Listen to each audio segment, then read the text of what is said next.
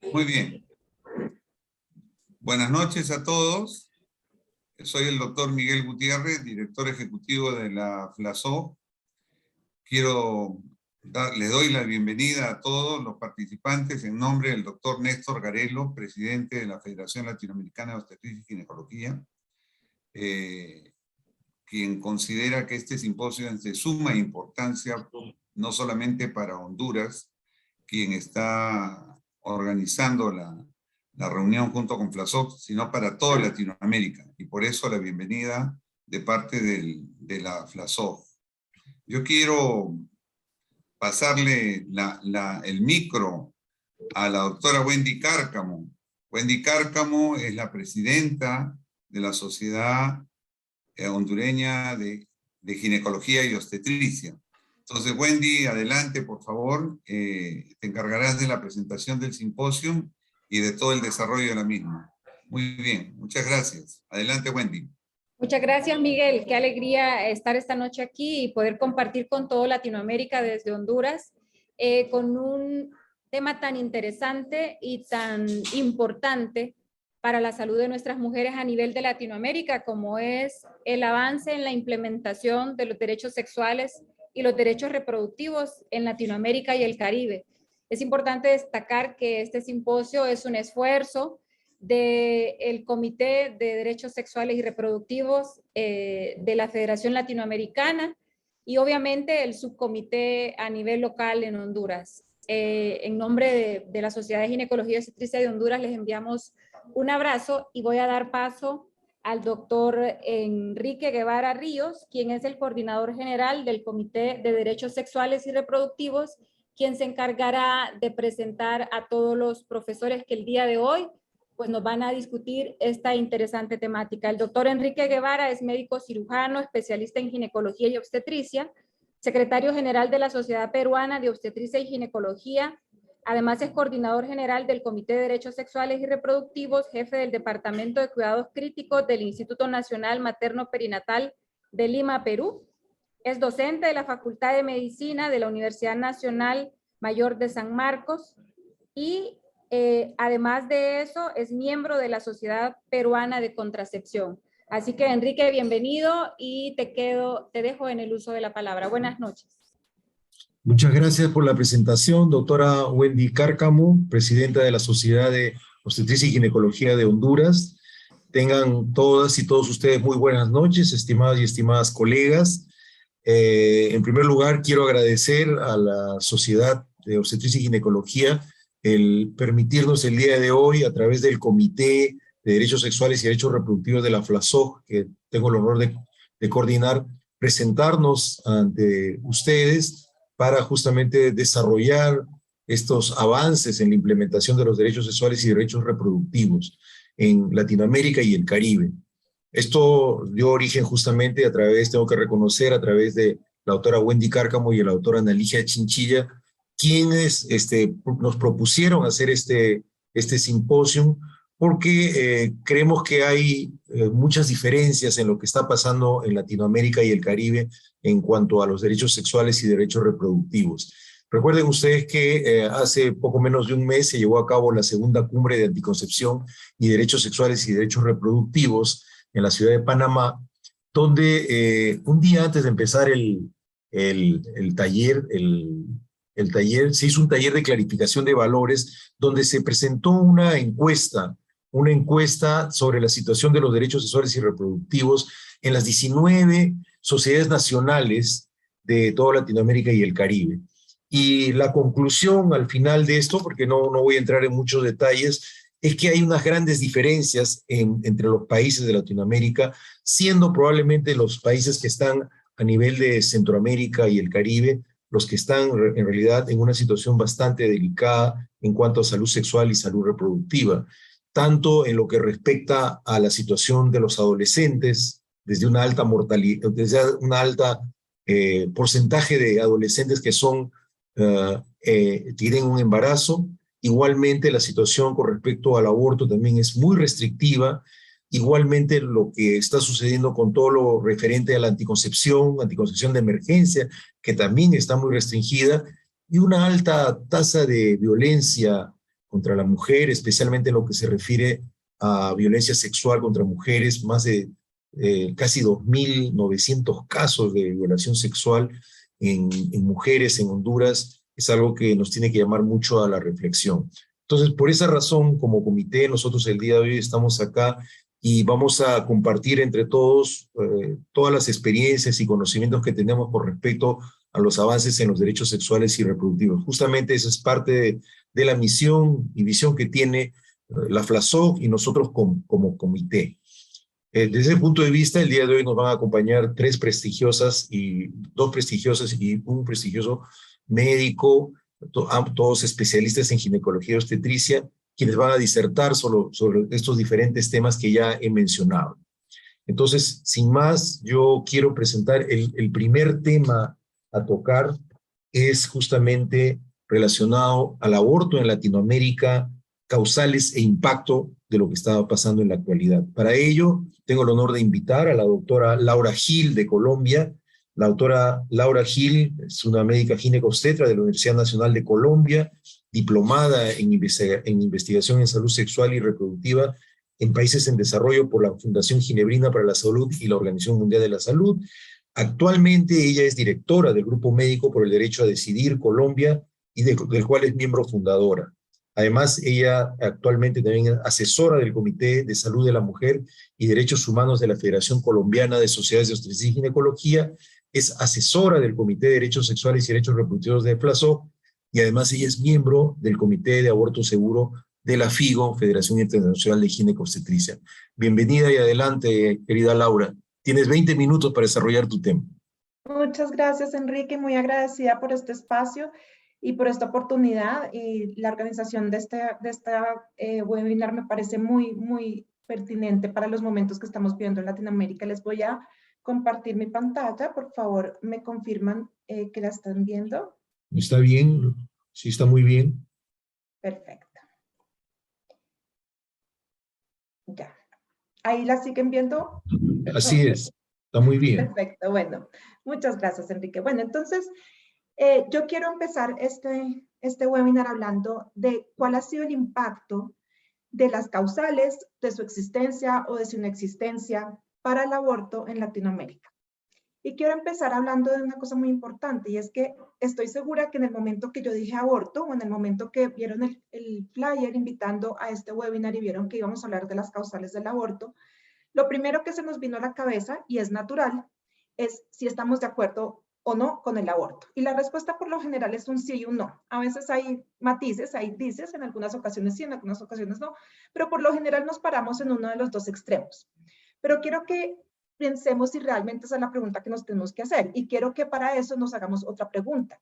¿Conoce usted a alguien que haya abortado, sobre todo a alguien cercano?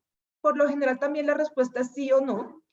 Y quisiera que esa pregunta la complementaran con otra. Quisiera que esa persona que usted conoce personalmente por haber abortado estuviera en la cárcel, sí o no.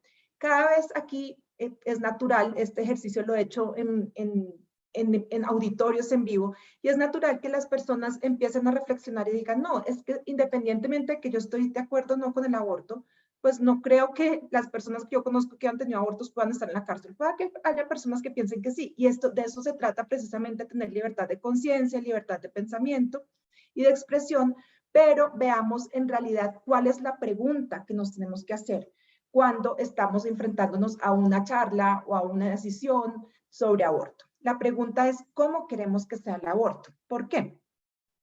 Porque el aborto va a seguir sucediendo, estemos de acuerdo o no estemos de acuerdo. Haya leyes restrictivas o no haya leyes restrictivas en nuestros países. Entonces, lo que tenemos es dos escenarios y tenemos que escoger entre uno y otro. Ojalá pudiéramos escoger pues que no haya abortos, y yo lo digo desde mi punto de vista porque yo veo que las mujeres sufren cuando tienen que tomar esta decisión, porque es una decisión difícil, porque obviamente conlleva unos riesgos que son bajos afortunadamente cuando es un aborto seguro, pero obviamente si me preguntan pues preferiría que pudieran no abortar, pero eso no es lo que va a ser decisivo en la decisión de abortar o no. Las mujeres tienen razones muy íntimas y muy profundas para decir abortar o no, y en nada tiene que ver ni nuestra opinión ni las leyes de nuestro país. Entonces, las opciones son Queremos que en nuestro país los abortos sean inseguros, es decir, que tengan complicaciones en un 10 a un 65% de los casos, porque 10% lo vemos cuando usan medicamentos con regular información, pero 65% lo hemos visto en los abortos que son inducidos con instrumentos infectados, con traumas, con instrumentaciones muy cruentas de la cavidad uterina y destrozos en la cavidad abdominal. O queremos que sea el aborto seguro, que tiene una tasa de complicaciones de 2 a 5 por cada 1000, y la gran mayoría de ellas complicaciones menores. Entonces, fíjense en dónde está realmente la opción que tenemos que tomar. No está nuestra opinión es totalmente personal y no hay opción buena o opción mala. Pero aquí sí claramente hay una opción buena y una opción mala, porque no queremos que se compliquen las mujeres. Y cuando hablamos de mortalidad, entonces cuando estamos escogiendo el aborto inseguro, hablamos de 17 muertes por cada 100.000 abortos.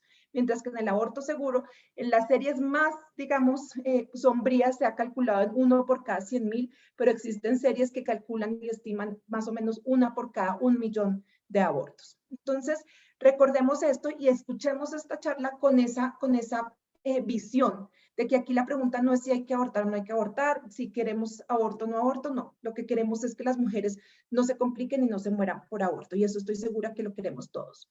Entonces, revisemos cómo está el aborto en Latinoamérica. Pero primero en el mundo, de los 56 millones de abortos que suceden en el mundo, más o menos 25 millones son inseguros, eso es casi la mitad, el 45%. Estos son estimaciones que se hacen entre 2010 y 2014, porque pues es muy difícil contarlos con seguridad, porque en muchos sitios es ilegal y no hay forma de contarlos. Sin embargo, quiero que miren cómo es el panorama en Latinoamérica.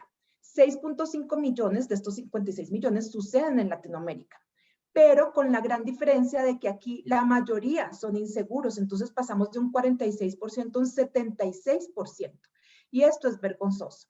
Esto debería hacer que los levantemos y abramos los ojos y digamos, bueno, tenemos que hacer algo porque eso está pasando en nuestros países.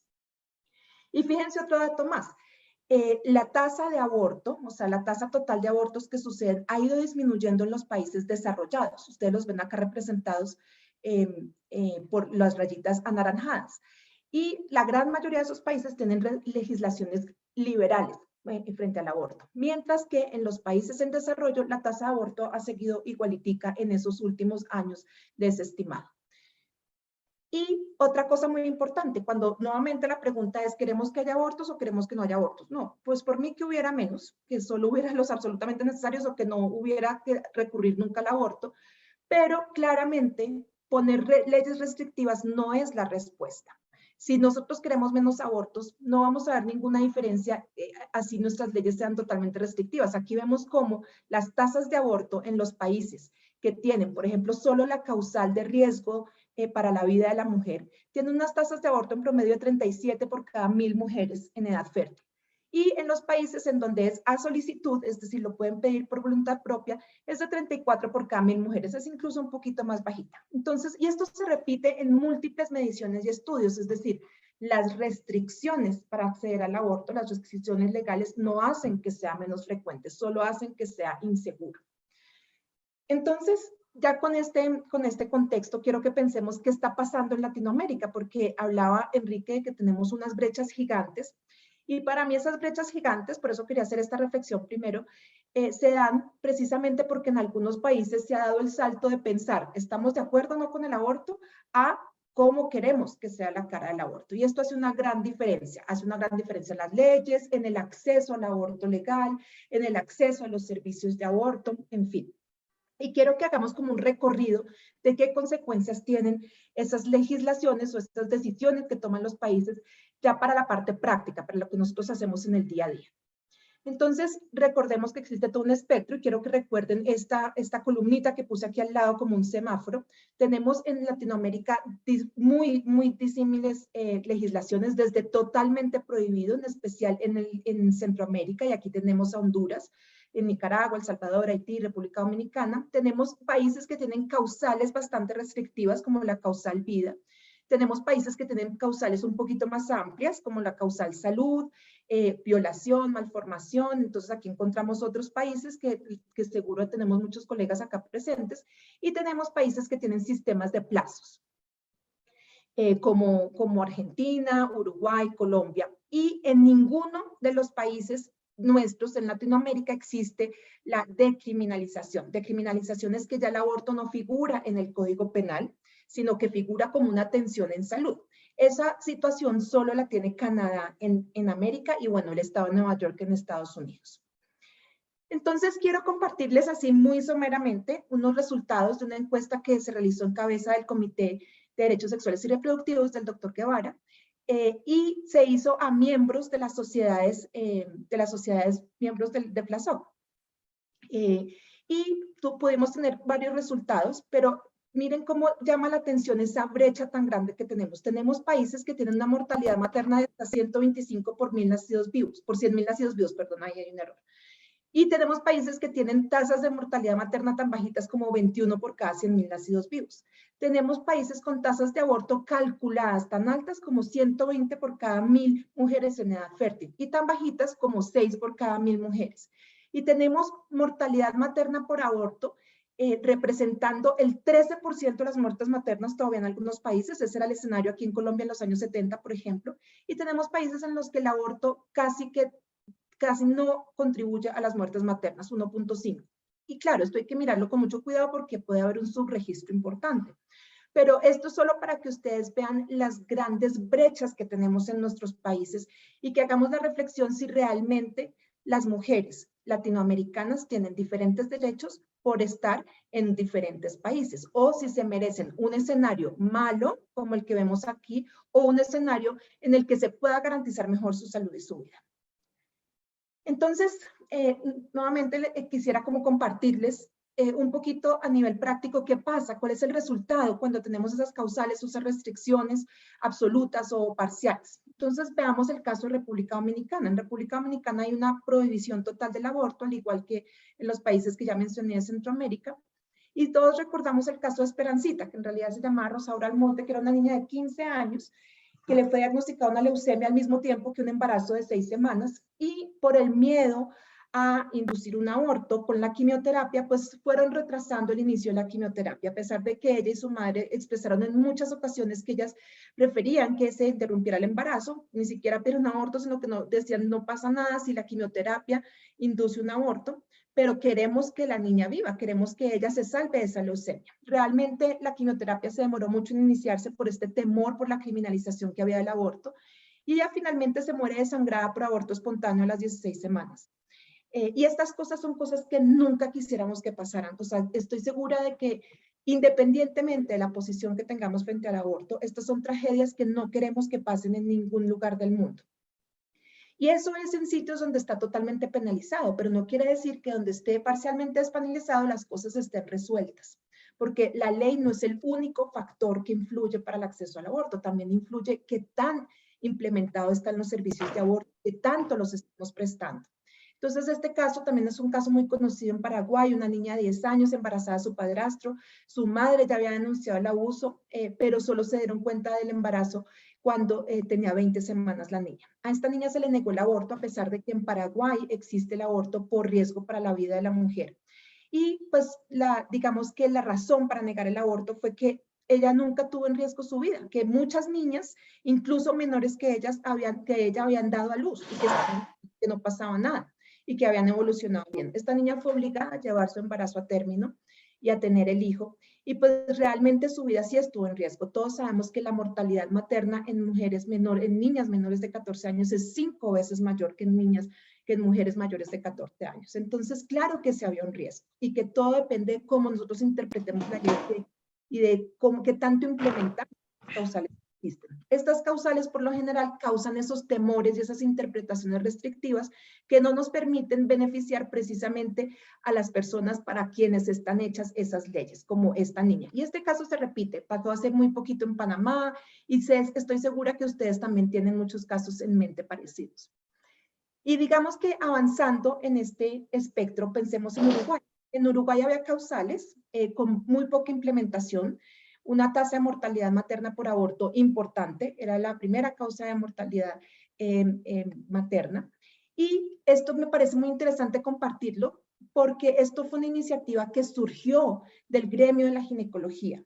los y las ginecólogas se agruparon un grupo y decidieron empezar a establecer la estrategia de reducción de riesgos y daños. Es decir, a pesar de que no existía aborto legal, estaban ofreciendo información para que las mujeres que decidieran interrumpir su embarazo lo hicieran de forma segura con medicamentos, y les ofrecían un control posterior y obviamente un manejo en caso de complicaciones. Eso no era hacer abortos, era dar información a mujeres que de igual manera iban a abortar. Y me gusta mucho este artículo que se publicó después, y es: ¿qué podemos hacer los ginecólogos obstetras para reducir la mortalidad materna por aborto? Y muestran la experiencia de Uruguay. Y es muy bonita porque muchas veces nos escudamos en el obstáculo que representan las leyes de nuestros países, pero no pensamos en qué podemos hacer para que no tengan esas consecuencias funestas sobre las mujeres. Y traigo Paraguay porque en Paraguay siguió avanzando. Es decir, a partir de esa experiencia de reducción de riesgos y daños, en los que vieron que la mortalidad materna por aborto bajó casi a 0, pues esto dio pie para que se hiciera una despenalización por plazos, es decir, para que se despenalizara el aborto hasta las 12 o 14 semanas, según si es por violación. Entonces, ustedes ven cómo los ginecólogos y las ginecólogas sí podemos hacer mucho para demostrar que en salud pública es importante que las mujeres no se les deje abandonadas y a la merced del aborto inseguro. Y quiero compartirles por último la experiencia de Colombia. En Colombia teníamos una penalización total hasta el año 2006. A partir del año 2006 y hasta el 2021 tuvimos una despenalización por causales, las causales de riesgo para la salud y la vida, por malformación no compatible con la vida y por violación. Y esto significó también un avance en la protección de los derechos de las mujeres. Sin embargo, ya les voy a mostrar por qué, los números nos mostraban cómo pues no estaba siendo suficiente, es decir, todavía muchas mujeres estaban sufriendo por los abortos inseguros. Y se analizó cómo la criminalización del aborto, la existencia del aborto como un delito, estaba en la base de todos esos problemas, del temor, del estigma, de las negaciones de servicios, y surgió un movimiento en el que en sus etapas iniciales participó FECOLSOC con la construcción de unos argumentos que les voy a mostrar más adelante, pero además es un movimiento muy amplio, es un movimiento que me gusta también mostrarlo así como la experiencia de Uruguay me parece tan bonita porque la iniciaron los ginecólogos. Me gusta mostrar esto también porque estuvimos no solo las médicas y los ginecólogos, sino también las organizaciones feministas, también organizaciones de salud, y se llamó el movimiento Causa Justa. Y los principales argumentos que se empezaron a desarrollar es que el delito de aborto es ineficaz y es injusto. ¿Por qué es ineficaz? Porque no evita los abortos. Las leyes existen, las leyes penales existen para evitar una conducta dada. Entonces, obviamente el robo es un delito porque no queremos que haya robos y la gente se atemoriza, entonces no roba, y etcétera, etcétera. Pero con los abortos no sucede esto, porque la decisión de abortar, como les dije, es una decisión muy profunda y muy personal. E independientemente de que esté penalizado o no, las mujeres buscan la manera de abortar cuando lo necesitan. Entonces es ineficaz porque no estaba protegiendo la vida prenatal y de hecho no se habían agotado otros mecanismos para proteger la vida prenatal. Por ejemplo, mejorar el acceso a la adopción, mejorar las condiciones de las mujeres con embarazos no deseados, aumentar al máximo la anticoncepción, que son mecanismos mucho más eficaces para proteger la vida prenatal. Pero realmente la criminalización no estaba protegiendo la vida prenatal. Y además era muy inequitativo porque la criminalización solo afectaba a las mujeres más pobres, a las mujeres rurales, a las víctimas de violencia, porque nunca vamos a ver una mujer profesional y con un buen nivel socioeconómico en la cárcel por haber abortado o denunciada. Realmente esto es un flagelo para las mujeres más vulnerables y más desprotegidas. Y un argumento que creo que fue el más importante en la decisión que tomó la Corte finalmente en Colombia para decriminalizar hasta la semana 24, y es que vulnera la libertad de conciencia. Nuevamente, porque cuando una persona toma la decisión de abortar, no es una decisión a la ligera. Hoy leía un post en las redes sociales que decía que el aborto existía porque las mujeres les daba pereza utilizar los métodos anticonceptivos. Y yo me pregunto, yo quisiera que ellos vieran a mis pacientes y supieran que realmente es una situación muy difícil y que no se puede frivolizar pensando en que fue pereza. y muchas veces pueda que no se hayan usado, pero muchas veces se han usado. Y no solamente eso, sino que muchas veces hablamos desde el privilegio de tener a mano información, educación, métodos anticonceptivos, pero ese no es el privilegio que tienen todas las mujeres en nuestra región. Muchas no tienen acceso, muchas no tienen información. Entonces, claramente, cuando se enfrentan a una maternidad no deseada, están tomando una decisión de profunda conciencia, y criminalizar el aborto va en contra precisamente de ese ejercicio de conciencia. Y también quiero compartirles dos argumentos que fueron los que desarrollamos desde la parte médica del movimiento. Uno que desarrollamos desde el Grupo Médico por el Derecho a Decidir, y es cómo la penalización del aborto no permite un libre ejercicio de profesión y oficio. ¿Por qué? Porque nos obliga a veces a tomar decisiones antiéticas, como por ejemplo la decisión que tuvieron que tomar frente a Esperancita y dejarla morir de leucemia, y muchos otros casos que hemos visto.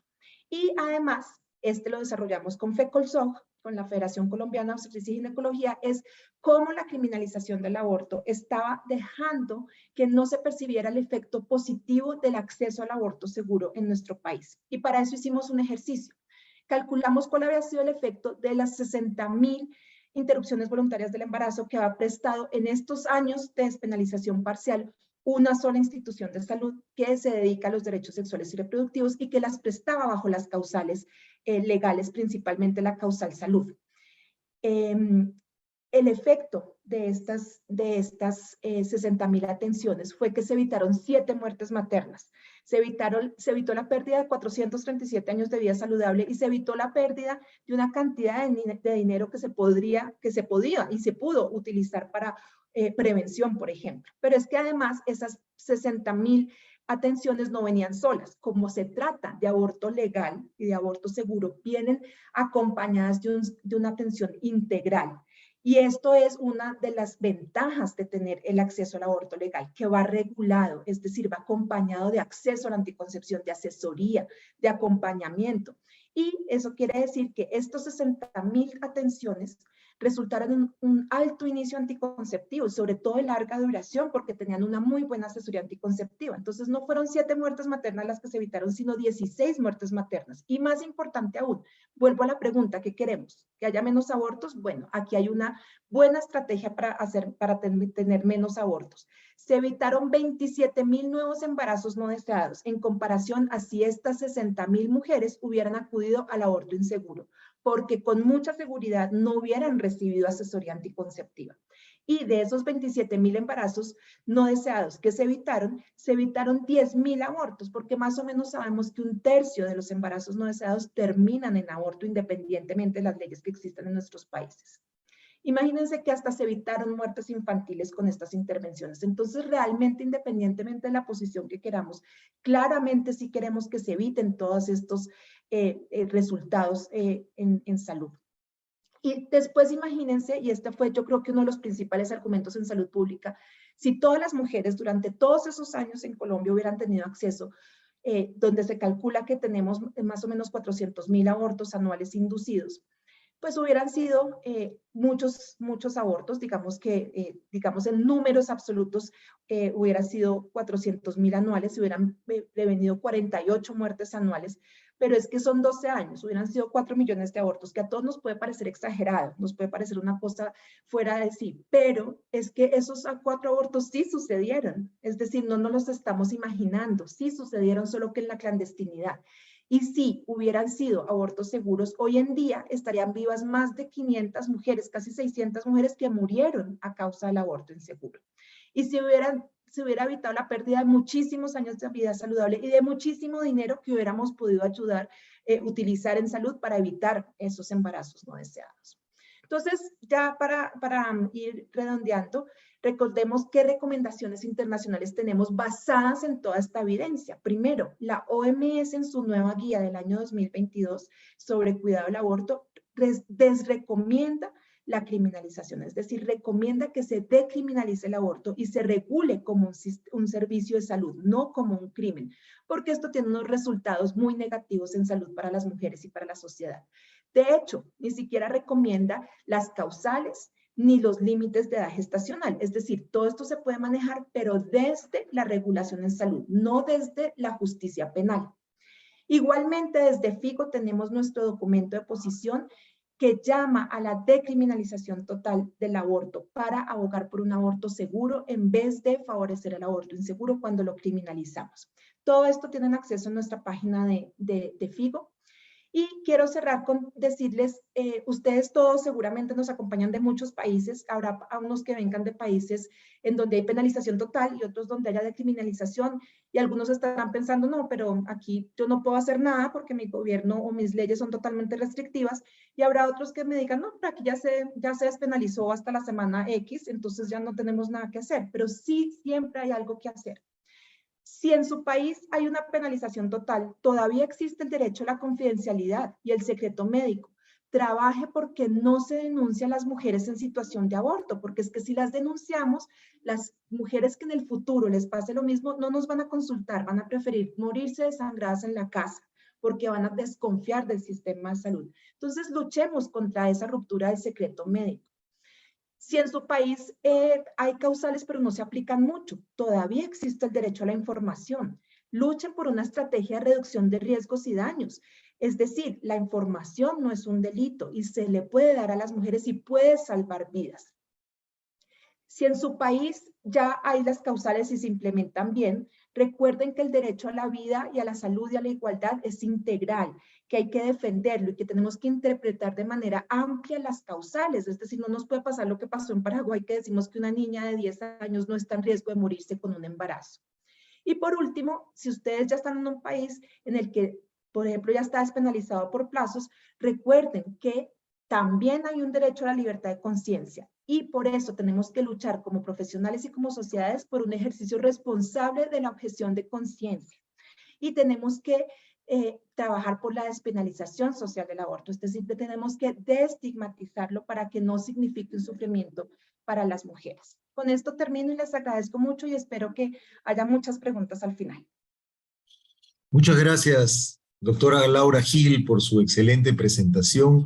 La felicitamos porque nos ha presentado hechos muy concretos sobre el impacto que tiene el aborto seguro en la salud de las mujeres y que creo que nos debe llamar mucho a la reflexión. Como usted dijo casi al final, siempre los médicos ginecobstetras tenemos una responsabilidad frente a la salud de las mujeres y siempre habrá algo que hacer. Nuevamente, muchas gracias, doctora Laura Gil, y seguramente, como usted dice, van a haber muchas preguntas. Bien, vamos a continuar con el segundo tema. El segundo tema, como ya mencioné también al inicio, hay un problema muy serio con lo que se refiere a la salud de las y los adolescentes.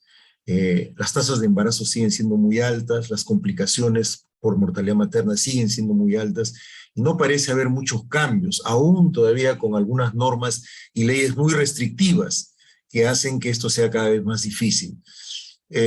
Justamente para desarrollar este tema, quiero presentar al doctor Jairo Fuenmayor. El doctor Jairo Fuenmayor es médico cirujano, especialista en obstetricia y ginecología, con diplomado en bioética, en endocrinología y ginecológica. Además es docente de la Cátedra de la Clínica de la Escuela de Medicina Luis Racetti de la Universidad Central de Venezuela, en la sede de maternidad de Concepción Palacios. Y él en la actualidad, él es presidente de la Sociedad de Obstetricia y Ginecología de Venezuela. Además, el doctor Jairo Fuenmayor es miembro del Comité de Derechos Sexuales y Derechos Reproductivos de la FLASOC. Entonces, con ustedes tengo el honor de presentar al doctor Jairo Fuenmayor para que nos dé unas palabras, porque tengo entendido que creo que ha grabado su presentación, así que creo la pondremos. Bienvenido y adelante, doctor Jairo Fuenmayor. Enrique, muchas gracias por tu presentación y quiero agradecerles a todos los que están conectados en vivo y quiero agradecerte a ti el esfuerzo que está haciendo FLASOC por llevar esta academia médica a todos los médicos de Latinoamérica para que haya una concientización sobre lo que son los derechos sexuales y reproductivos de los adolescentes. De manera que, bueno, te dejo para que me pongas la grabación y seguimos entonces en contacto. ¿De acuerdo?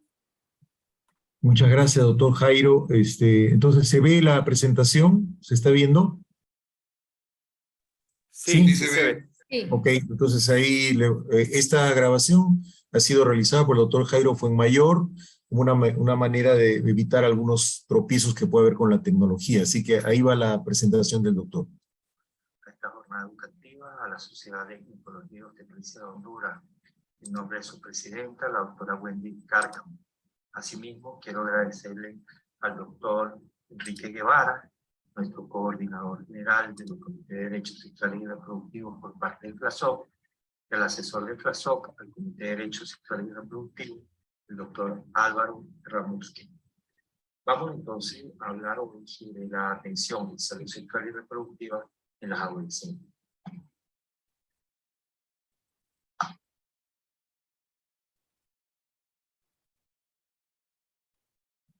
Quiero entonces mencionarle a qué nos vamos a dedicar.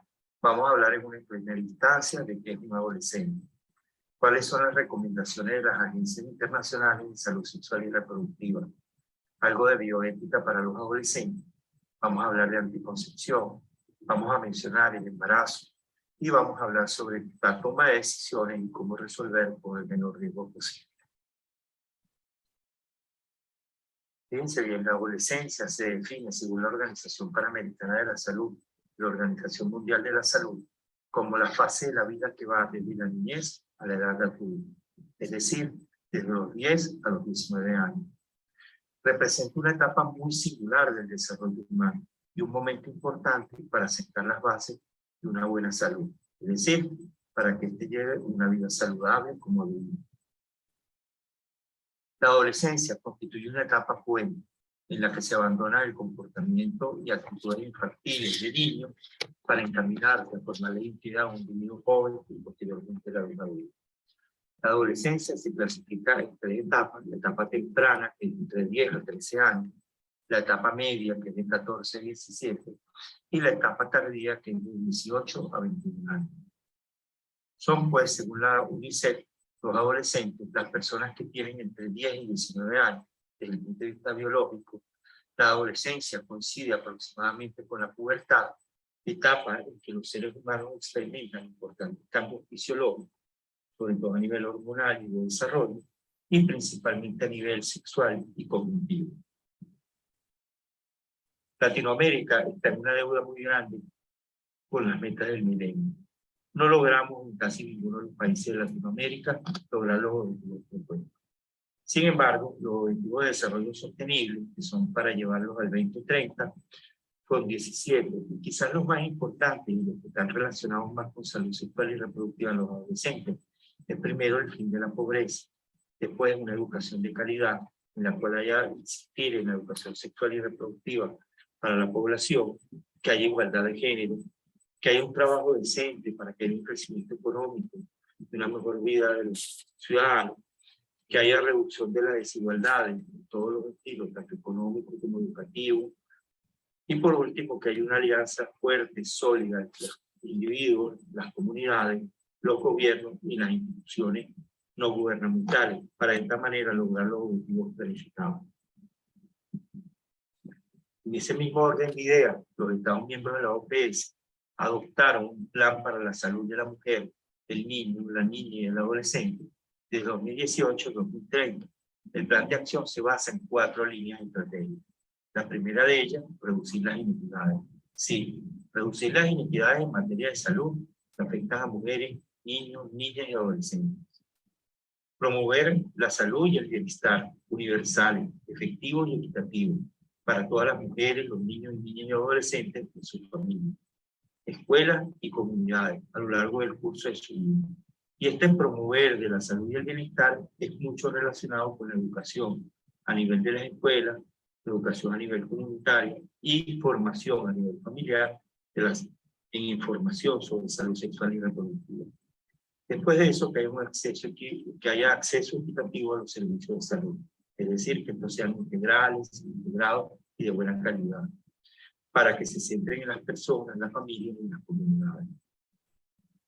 Por último, hacer una difusión de la información. La difusión de la información va a fortalecer los sistemas de información y de esa manera va a haber un control estricto sobre si se están cumpliendo o no las metas que se ha propuesto cumplir, que se ha propuesto realizar la OPS para el 2030. En relación a bioética, podemos hablar de la atención en salud sexual. Uno de los principios bioéticos más importantes es el de la autonomía. Y esto es la capacidad de decisión que no debe haberse afectado por influencia externa. Es decir, el adolescente a partir de los 10 años, en la mayoría de las legislaciones de Latinoamérica y del Caribe, tiene derecho a la autonomía. Es decir, le puede tomar sus propias decisiones siempre y cuando pues, la consejería sea justa, exacta y no engañosa. El segundo concepto importante de bioética que se debe cumplir para la atención sólida de un adolescente es la confidencialidad. Es la garantía que le vamos a dar de que la información personal será protegida para que no sea divulgada sin consentimiento de la persona. Es decir, se está cumpliendo el secreto médico, es decir, la obligación ética y legal de guardar la confidencialidad. Desde el punto de vista de la adolescencia y su necesidad anticonceptiva, podemos decir que la elección de los diferentes métodos anticonceptivos debe basarse en dos pilares fundamentales: la evidencia científica disponible y la adecuación al contexto de la paciente o la pareja. La adolescencia es una etapa llena de cambios y donde los adolescentes no suelen tener una pareja estable. Es decir, las relaciones sexuales entre los adolescentes son muy variadas y cambiantes en el paso de tiempo muy pequeño. No solo hay que evitar los embarazos no deseados, sino también hay que proteger sobre las enfermedades de transmisión sexual. En este sentido, el preservativo será el método más recomendable y de uso obligatorio. Desde el punto de vista de la evidencia científica, podemos hablar de la Organización Mundial de la Salud de 11 criterios de elegibilidad para poder así garantizar que los anticonceptivos que se indiquen tengan bajo riesgo y sean muy seguros para quienes los van a utilizar. De tal manera que los anticonceptivos orales inyectados y las progestinas puras en dosis baja son métodos seguros y eficaces para ser usados durante la adolescencia. De igual manera, la anticoncepción hormonal de emergencia es segura y eficaz para el grupo etario. El condón masculino es eficaz y, como mencionamos antes, también protege contra la enfermedad de transmisión sexual. La que tiene un efecto no deseable sobre la masa ósea. Y por último, los iones de cobre, altamente eficaces también y son una buena elección para los adolescentes que ya han tenido vida. Pero no son la primera elección de pacientes nulíparas por el riesgo de expulsión y de infección. Podemos entonces decir que según los criterios de elegibilidad de la Organización Mundial de la Salud para el uso de la anticoncepción, las adolescentes sanas pueden usar prácticamente cualquier método disponible, sin daño para la salud. Las opciones más adecuadas para cada una dependen del estilo de vida, de factores personales, y en la elección también puede influir la calidad de los servicios, sobre todo la calidad del producto. Es recomendable entonces, con un 99% de eficacia prácticamente claro, que son anticonceptivos de larga duración reversibles. Son quizás las indicaciones más importantes que un anticonceptivo que está conformado por el bioliberador de elementos ustedes, por los implantes subdérmicos y los implantes de cobre. ¿Qué deben tener los centros de consulta? ¿O con qué deben contar los centros de consulta para que sean atractivos para la asistencia de los adolescentes? Bueno, primero dar el personal capacitado y entrenado en la atención de adolescentes y en consejería anticonceptiva. Tener horarios flexibles, trabajar los sábados y domingos y horas en las cuales los adolescentes puedan tener facilidad para acudir a la consulta. Que haya una oferta permanente de métodos, que la cantidad de métodos dentro de la institución sea suficiente y que la atención sea gratuita o de muy bajo costo. De igual manera, si han fallado todo lo que mencionaba anterior, tenemos entonces el anticonceptivo de emergencia, una opción también para el control natal, y está especialmente indicado después de un ataque o violación sexual, cuando el cordón se rompe, durante el coito, cuando una mujer olvida tomar su tipo de anticonceptivo, o bien cuando el método de control natal no se usa correctamente. Pero quizás el más importante de la indicación del anticonceptivo de emergencia para los adolescentes es cuando se tiene una relación sexual y no se utiliza ningún método anticonceptivo. Es lo que ocurre cuando el adolescente está comenzando su despertar sexual, está iniciando su sexualidad y no usa ningún método porque no están documentados sobre la parte de anticoncepción adecuada y eficaz para los adolescentes. Podemos decir que si todos estos fracasos, el embarazo de los adolescentes sigue siendo uno de los principales factores que contribuyen a la mortalidad materna e infantil y al círculo de enfermedad pobreza. En América Latina y el Caribe se registra la segunda tasa más alta de embarazo en adolescentes. Además, se estima que casi el 18% de los nacimientos de la región corresponden a madres menores de 12 años. Cada año, alrededor de 1,5 millones de adolescentes de entre 15 y 19 años ganan. Esto se ve documentado en una reseña técnica del embarazo en la adolescencia en América Latina y el Caribe, quienes fueron los autores UNFPA y OPS, que después de un estudio minucioso concluyeron que las niñas de familias en hospitales de riqueza más baja, es decir, aquellos que sufren pobreza extrema, los que tienen niveles bajos de escolaridad, es decir, aquellos que no acuden a recibir una escolaridad eficiente y procedentes de comunidades indígenas o afrodescendientes, se ven afectadas de manera desproporcionada por el embarazo en la adolescencia. La tendencia ascendente del número de embarazos en niños menores de 15 años también es sumamente preocupante. Podemos hablar entonces que en un mes se publicó Embarazo en Adolescentes, sus causas y repercusiones en el día. Definitivamente la causa, o uno de los causales más importantes, es la deficiencia en los programas de planificación familiar y también la deficiencia de información y la falta de formación pedagógica para poder orientar y documentar a los adolescentes sobre la planificación familiar. Y, por supuesto, las repercusiones en el día a día, ¿cuáles son? Hay un cambio en el curso de vida total en el adolescente una vez que decida continuar o no continuar con el embarazo. ¿Qué sucede con los adolescentes cuando están frente a la decisión de interrumpir su embarazo en el contexto de un aborto legal? Es decir, en aquel grupo de países donde el aborto está despenalizado. Vemos entonces que la madre del adolescente juega un papel importante como referente de esta decisión. Es decir, la madre podrá orientar a la adolescente en toma de decisión. Sin embargo, si la madre está ausente, puede ser lo que cualquier familiar, amigo, que cumple el rol de madre dentro del ámbito familiar. Esto puede ser una tía, puede ser la abuela, puede ser una hermana, ¿verdad? O una buena amiga que pueda entonces aconsejar de manera importante al adolescente para que tome una decisión, no en el contexto de estar sola, sino apoyar. ¿Qué es esto? Pues no es más que la representación de qué difícil va a ser esta situación, qué camino debe tomar, quién decide y cuáles son las consecuencias.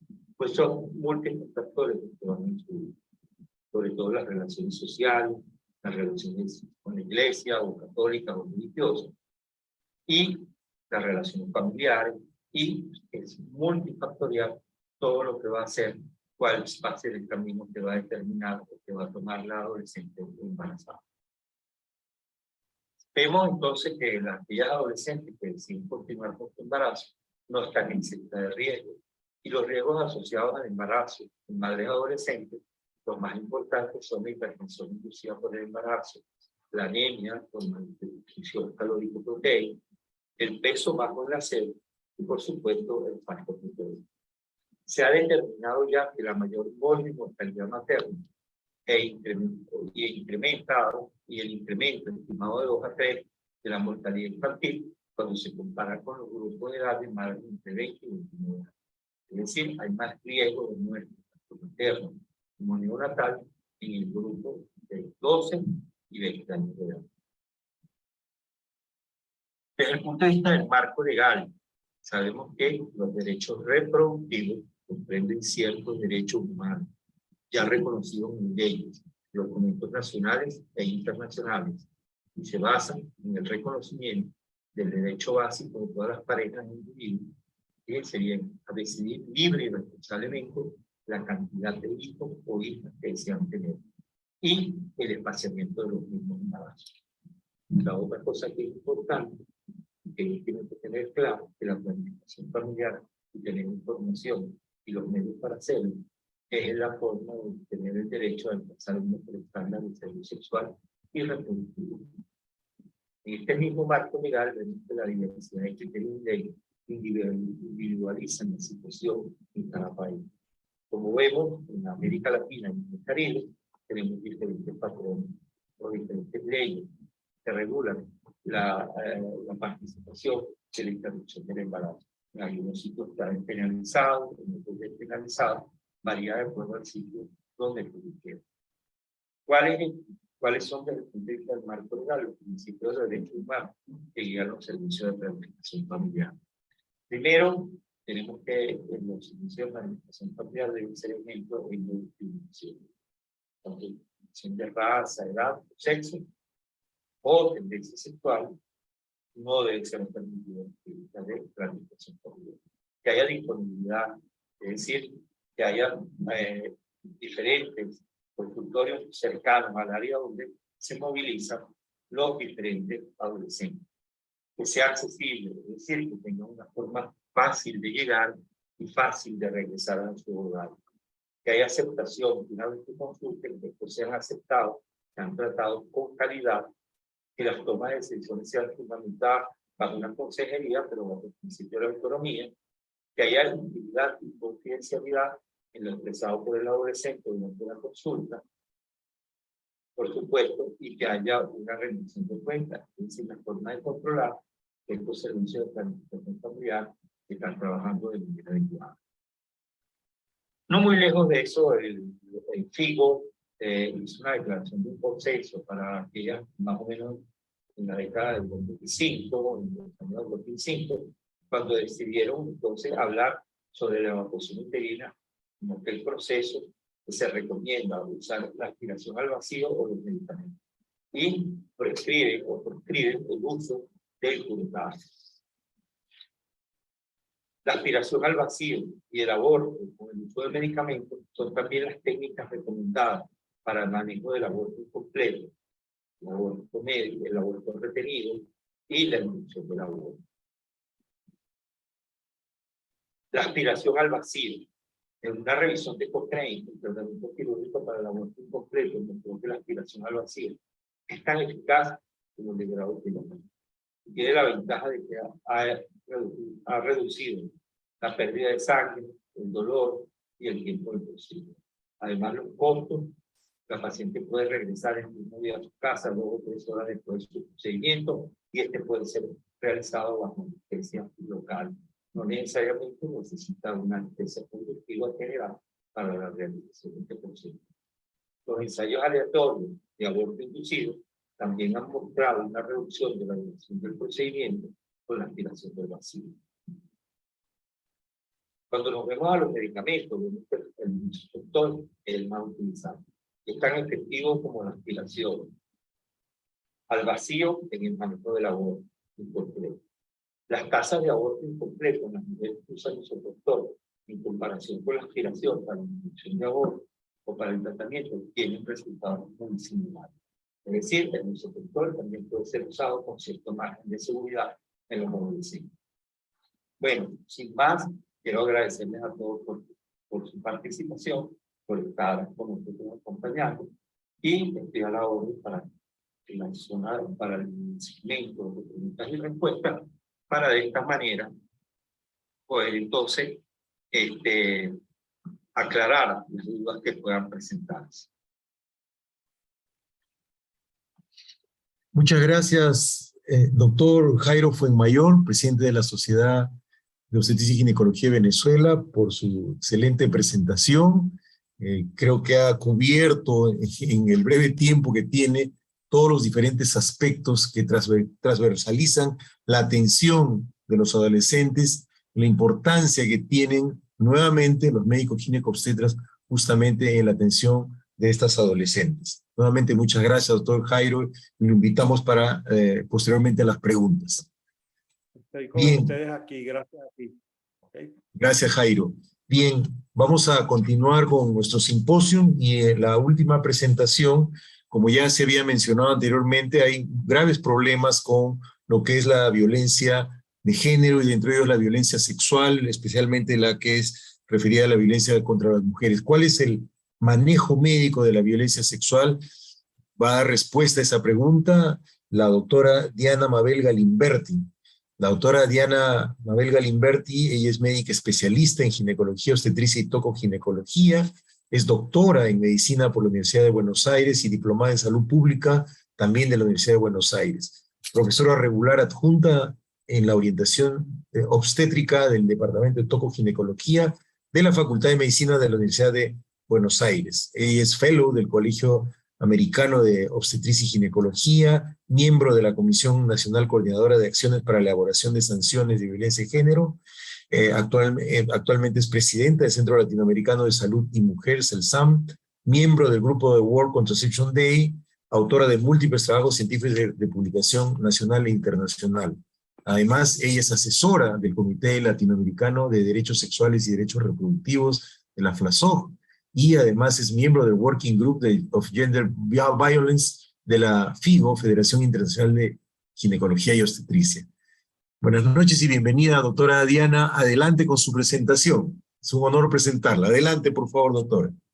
Ay, momentito. Vamos a darle sus 20 minutos también a la doctora Diana para que haga su presentación. Hay que poner compartir pantalla, ya la estamos viendo. Se ve muy bien la pantalla. Solamente falta ponerle en modo de presentación. Mirá.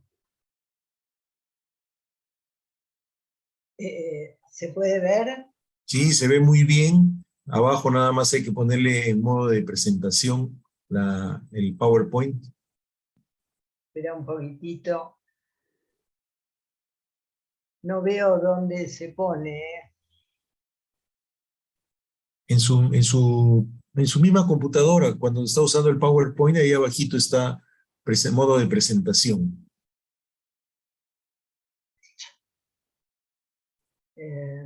Si alguien me ayuda. Ahí un poquito más abajo, no más a la mano derecha, ahí abajo está. Acá, un poquito más abajo donde están los porcentajes, ahí abajo, abajito, donde están, ahí hay una pantallita que es para hacer la presentación a pantalla completa. Un poquito más abajo, Diana, más, con su flechita más abajito. Y ahora un poquito a la izquierda, un poquito a la izquierda, para el otro lado, ahí está cerca, ahí esa que dice la pantallita.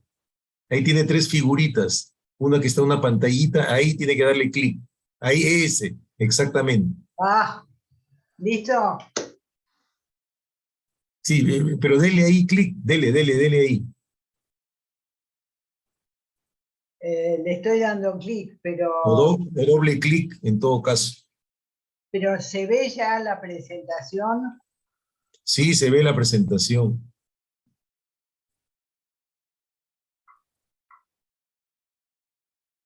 Bueno, ¿se ve bien? ¿Ya ahora puedo empezar?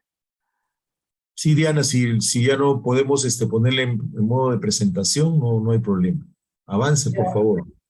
Bueno, en primer término, muchísimas gracias a la doctora Cárcamo y obviamente a nuestro Comité de Derechos Sexuales y Reproductivos que puso el tema en agenda, que para nosotros es un tema muy importante y que hemos empezado a trabajar en Argentina y en la ciudad de Buenos Aires en el año 2000.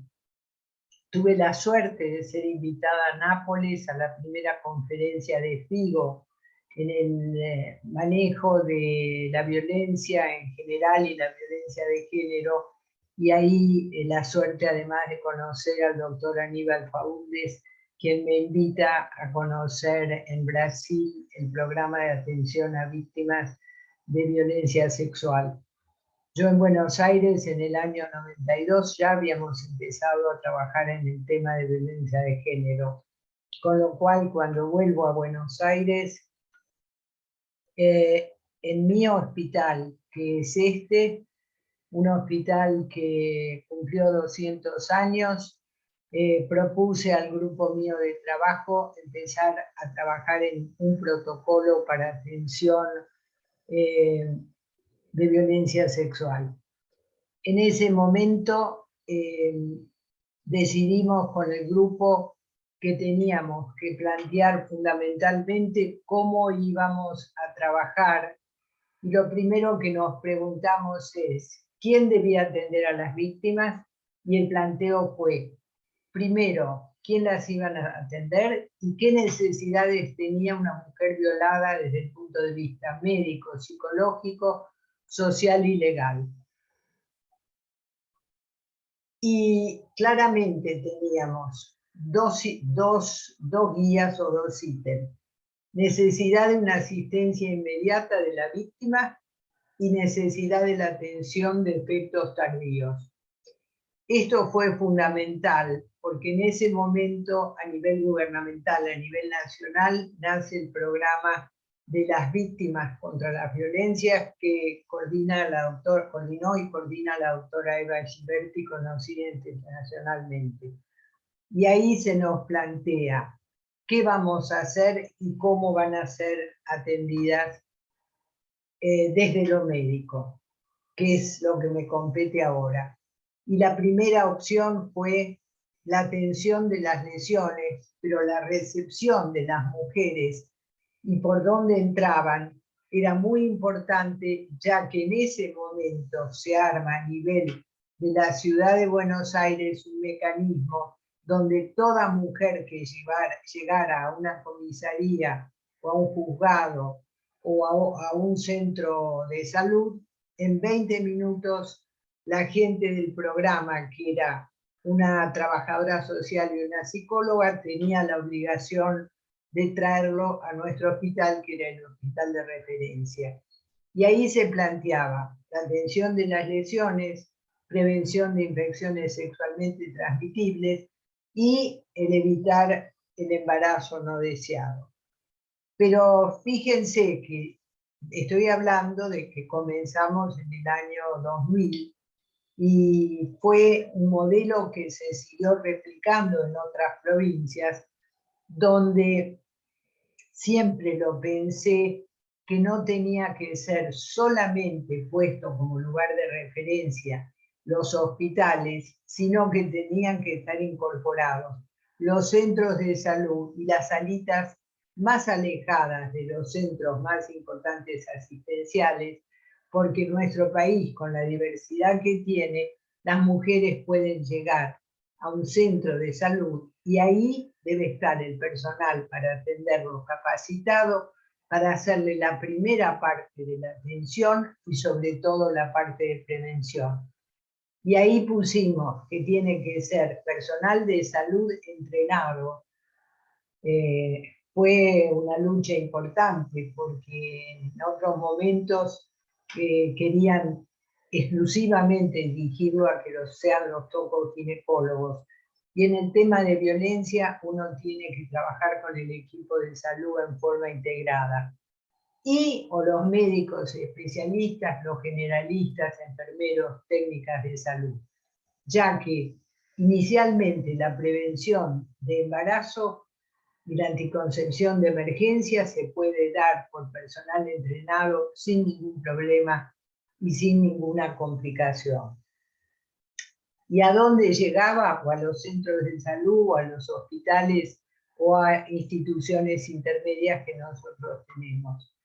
Y esto era para nosotros, un flujograma que siempre digo, nos sirvió porque el grupo que teníamos...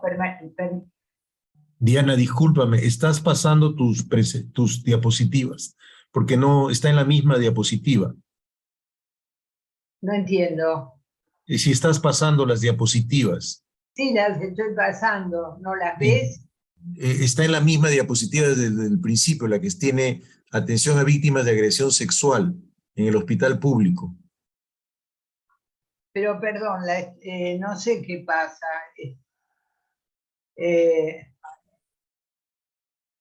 Arriba me salta, está compartiendo pantalla.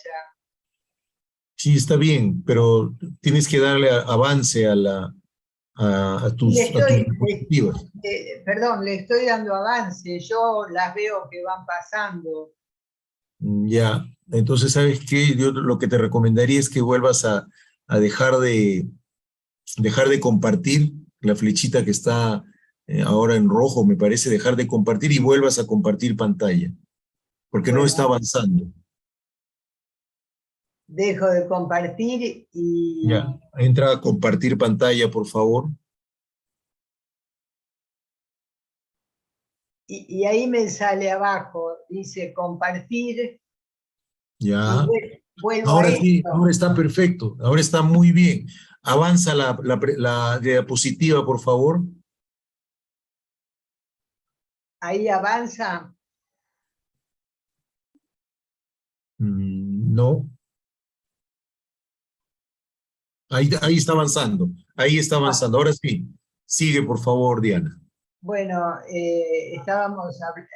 perdón, no sé si acá habíamos ya visto o no lo vieron, que el No, planteo todavía. era necesidad de asistencia inmediata de la víctima y necesidad de atención de los efectos tardíos de la violencia. Y de los médicos, la atención de las lesiones, la prevención de infecciones de transmisión sexual y evitar el embarazo no deseado.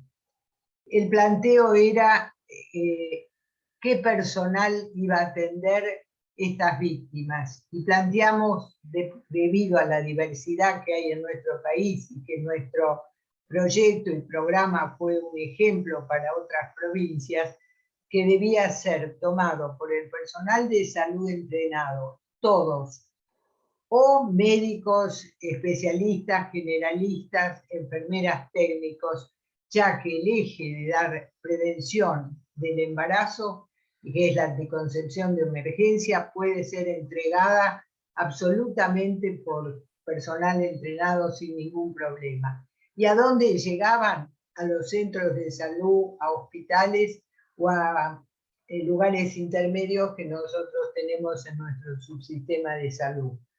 Y acá veíamos, y esto era un flujograma que para nosotros nos servía y teníamos póster, donde veíamos la recepción del paciente. Si era menor de 14 años, iba a la consulta pediátrica y ahí fundamentalmente se planteaba, nosotros funcionamos con el Consejo de Niños, Niñas y Adolescentes, la denuncia es obligatoria y tomaba el grupo la parte legal de este área de derechos de los niños. Si era mayor de 14 años, se hacía la atención integral, valoración de las lesiones. Si había signos de alerta o lesiones físicas, iba a la urgencia, ya sea la parte médica, psicológica o de acuerdo al área que la mujer tuviera lesionada. Y en ese mismo momento iniciábamos los estudios de laboratorio para embarazo, infecciones sexualmente transmisibles y VIH. Si la mujer había llegado, si la violación llegaba y llegaba antes de las 72 horas, dábamos la anticoncepción de emergencia si no tenía un método anticonceptivo seguro, en la profilaxis para VIH-Sida y vacuna contra hepatitis B. Quiero decir que en nuestro país toda la atención en el sistema de salud público es gratuito y todas las medicaciones y vacunas eran provistas por el hospital. Si la violación era después de las 72 horas, informábamos y se informaba a la familia si era necesario o al tutor si había una instancia legal. Pero fundamentalmente hacíamos hincapié en la elaboración de una historia con descripción minuciosa de las lesiones y los hallazgos. Fundamentalmente, cuando iniciamos en el año 2000 este modelo de atención, pensábamos que lo mejor era que recibieran a la víctima el médico, la médica, porque formábamos los equipos de guardia con mujeres, con profesionales mujeres que tendrían en última instancia menos inconvenientes las pacientes para ser asistidas, y junto con la psicóloga para que en ese momento pudiera referir lo que le había pasado y no tuviera que volver a hacer el relato en una segunda instancia. Después la experiencia nos mostró que una víctima, después de haber estado sometida al trauma de que la amenaza de muerte está ahí encima todo el tiempo, lo único que querían es que le diéramos tratamiento, que la tratáramos con empatía, ir a su casa con el grupo familiar, si es que tenía un grupo continente. Y veíamos que cuando nuestro trato era con empatía, volvían después a pedir tratamiento psicológico en el área que nosotros teníamos armado.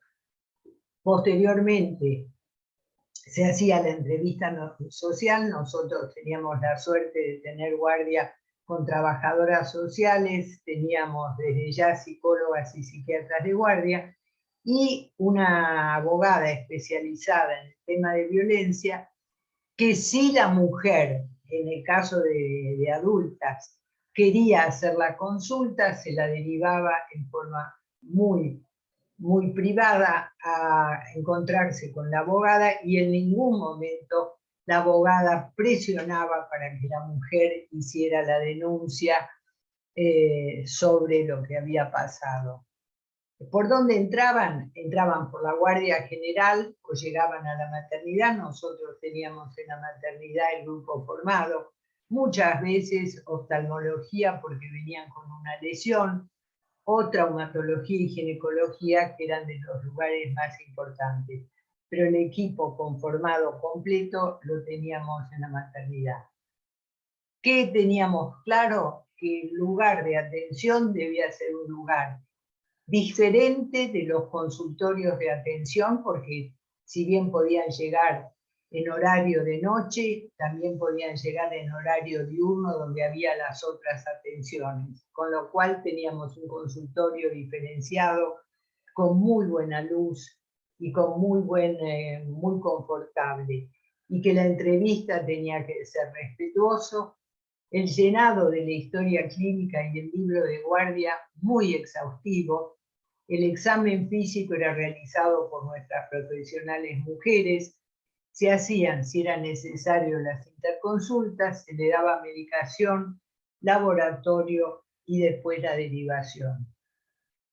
Se tomaban muestras para laboratorio, serología para hepatitis B, hepatitis C, VIH, hemograma, hepatograma, BDRL y test de embarazo, y antitetánica, suero y vacuna en caso de no estar vacunada previamente, para hepatitis B si no estaba vacunada, o un refuerzo en caso de no tener control de anticuerpos, y si estaba disponible globulina y perimbumina.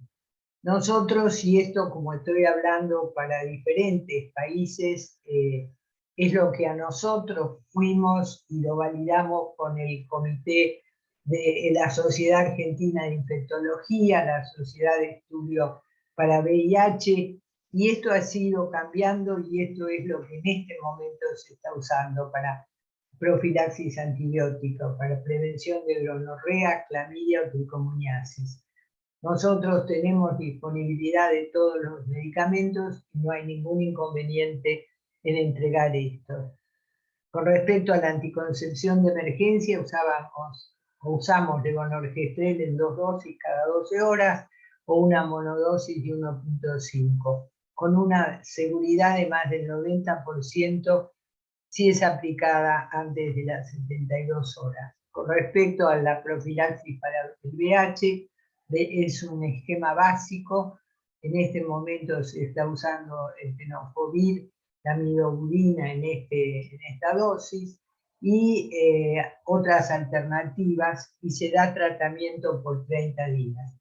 Uno de los temas muy importantes fue que claramente teníamos un kit, que nosotros hablábamos de nuestro kit de emergencia, que inicialmente era una cajita de pesca, donde teníamos los comprimidos de de antirretrovirales y todo lo que íbamos a usar, y fundamentalmente lo dábamos por las primeras 72 horas, y no hay que tener miedo, no tiene que ser el infectólogo de consulta que medique, nunca tuvimos un problema de nosotros tomar la medicación, dársela, y por 72 horas lo planteábamos, porque muchas veces las mujeres querían volver a su casa, estar con su familia, y a veces, si se le daba por 24 horas, discontinuaban el tratamiento.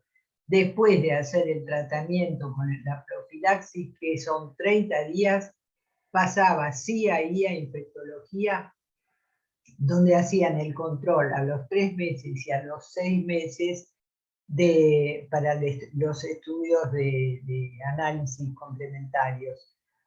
El seguimiento era si hubo lesiones, pero nosotros en todos los años desde que empezamos nunca tuvimos que llevar a quirófano a una mujer por lesiones graves.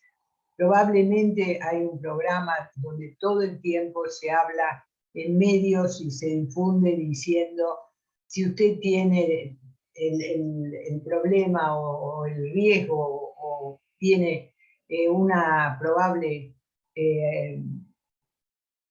toma para una violación, no se resista, no ponga resistencia, porque eso sabemos que el agresor en realidad lo excita más el miedo de la mujer, que si la mujer queda medio como indefensa. Hacemos el control ginecológico, el control infectológico y tratamiento de trauma. En la ciudad de Buenos Aires, el promedio diario de delitos contra la integridad sexual denunciados es de un 5%, aproximadamente 2.000 al año, y el 40% son menores de edad. Y a nivel del país, en el último año se realizaron 16.000 denuncias al año.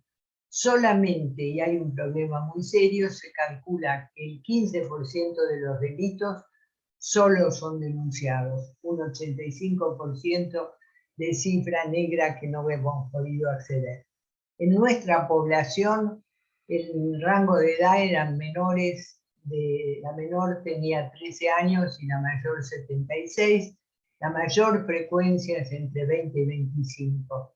Las mujeres eran en general solteras, con escolaridad primaria o secundaria incompleta, y había algunos casos con nivel terciario y universitario. Pero fíjense, desde que empezamos en el año 2002 hasta el 2022, lo que recibíamos nosotros, que éramos lugar de referencia por resolución ministerial, no eran, y es lo que planteo yo siempre cuando hablamos de organización de la atención en la ciudad de Buenos Aires. Nosotros tenemos 20 hospitales de agudos con equipos completos, pero no hay la cantidad de pacientes que llegan.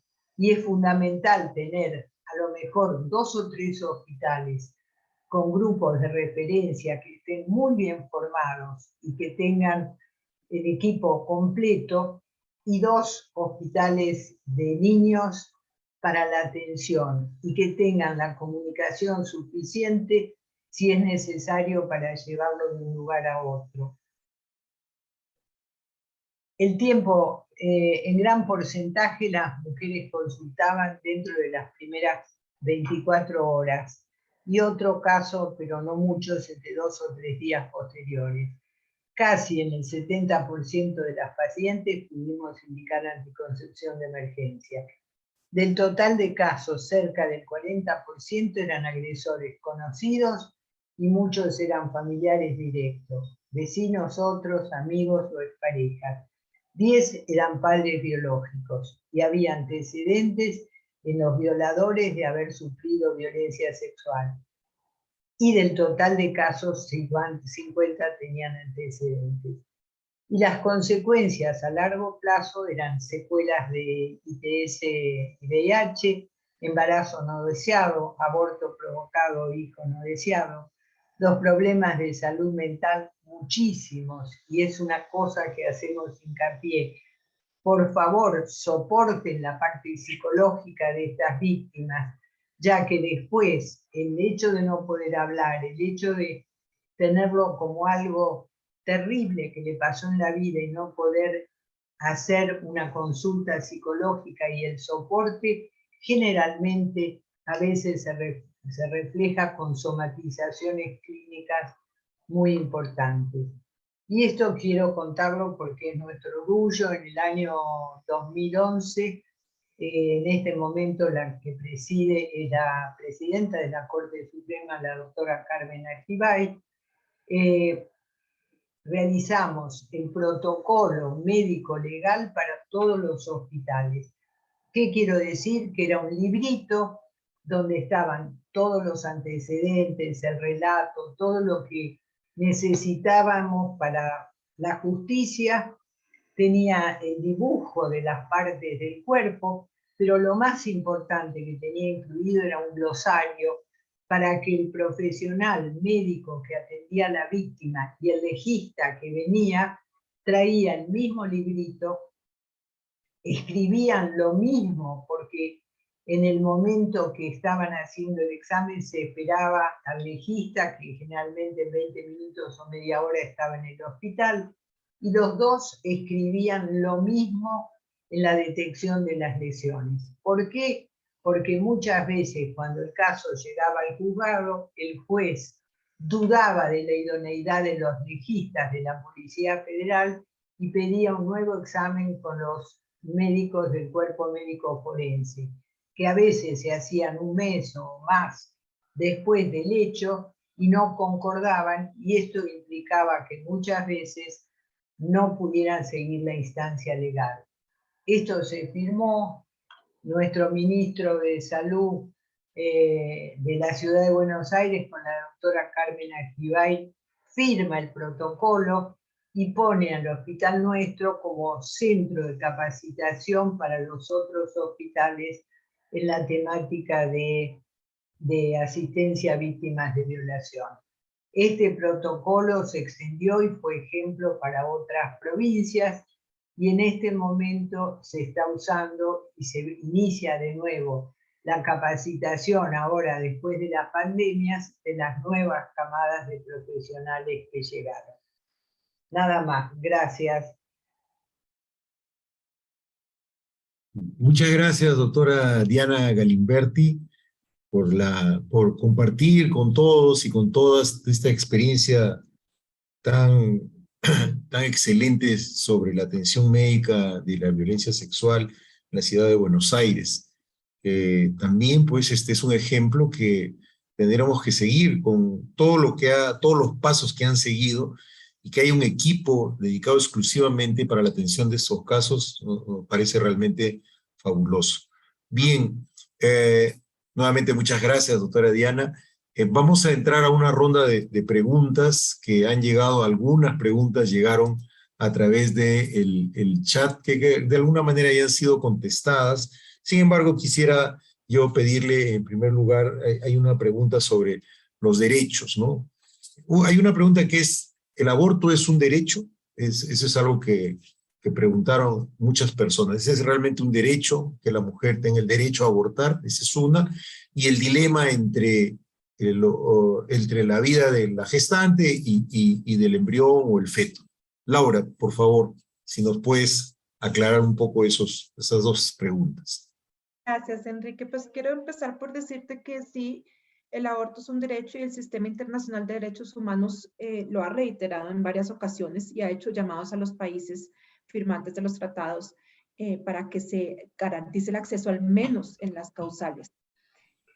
Pero la pregunta, más allá de si es un derecho, el aborto, deberíamos preguntar si es un derecho la salud, porque muchas veces el aborto es la única salida para proteger la salud de una mujer, o si es un derecho la dignidad, porque muchas mujeres se ven embarazadas a raíz de una violación, y considerarlas como un objeto de la reproducción pues va en contra de su derecho a la dignidad. También tenemos que preguntarnos si es un derecho la conciencia, la libertad de conciencia, de tomar decisiones sobre el propio cuerpo y sobre la vida, de la magnitud de escoger la maternidad o no.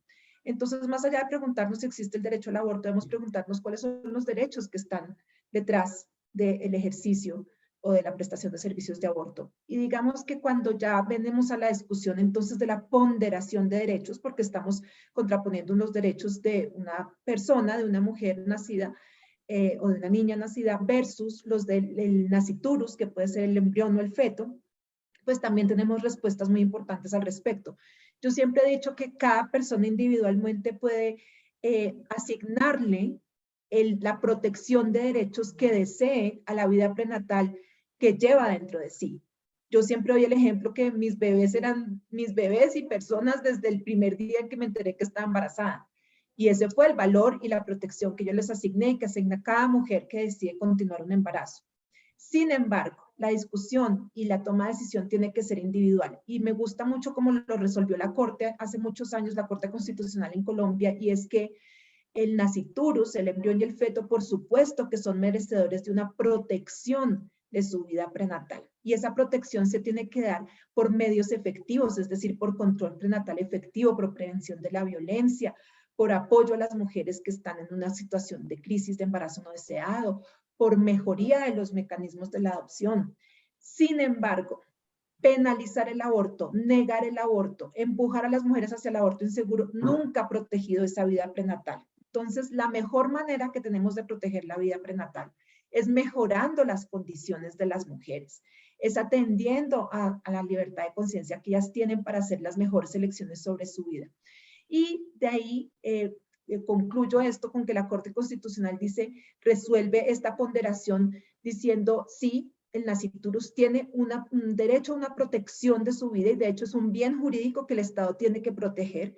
Sin embargo, la protección de la vida y los derechos fundamentales de las personas ya nacidas, es decir, de las mujeres o niñas embarazadas, es preponderante y la decisión de esa protección tiene que recaer sobre esas personas que tienen que tomar la decisión. Entonces, finalmente, creo que a nivel personal podemos darle el valor a la vida prenatal que nosotros consideremos que es el que debe ser según nuestra conciencia, pero lo que no podemos es imponerle esa visión a las personas que pueden tener diferentes situaciones y estar en situaciones muy apremiantes en las que ellas tienen que tener el derecho de decidir sobre su cuerpo y sobre su reproducción.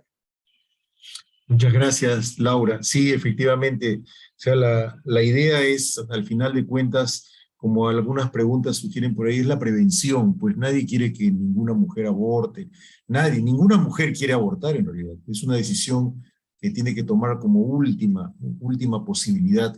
Pero lo cierto es que hay que prevenir.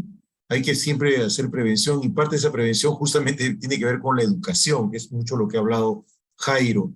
Entonces, desde ese punto de vista también quería preguntarle a Jairo, ¿cómo se hace esta prevención de embarazos con las adolescentes? ¿Y qué nos podrías decir, por favor, Jairo? Adelante.